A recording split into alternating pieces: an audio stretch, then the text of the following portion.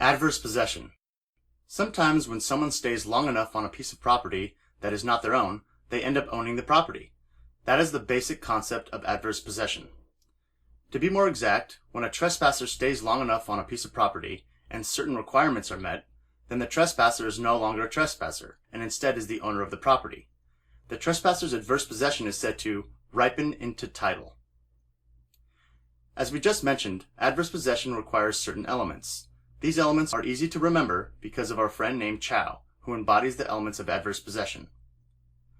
Chow continuously uses the land for the statutory period. Chow is hostile because he does not have consent. Chow's use is actual and exclusive because he literally uses the land and the owner does not. Chow's use is open and notorious because the owner can observe his trespassing.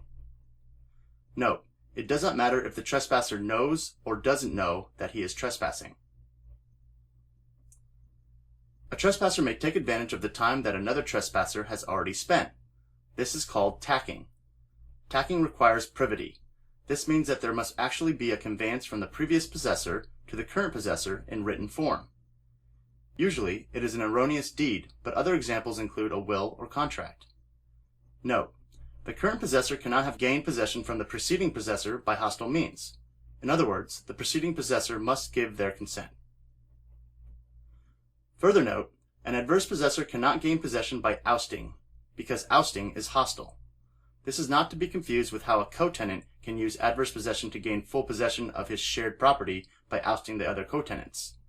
Ousting can be utilized by a co-tenant because he actually has ownership in the property, which is different from the scenario for tacking, where the person doing the ousting does not own the property.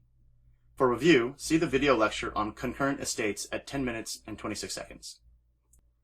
Here are a couple examples of tacking. A adversely possesses a piece of property for 10 years. B enters onto the property. A conveys possession of the property to B, but there is no written document.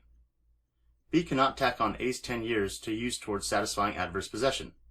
Instead, B's statutory time period starts from 0. In another example, A adversely possesses a piece of property for 10 years. B enters onto the property. A conveys possession of the property to B with a written document. Since the conveyance is in written form, B can tack on A's 10 years to use towards satisfying adverse possession. Disability exception. Adverse possession cannot be satisfied if the owner is disabled. This is because the statutory period will not start. The reasoning for this exception is that disabilities strongly burden an owner's ability to oversee and investigate his land, and therefore the open and notorious element of adverse possession cannot be satisfied.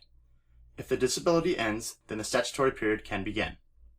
Some disability examples are insanity, infancy, and imprisonment.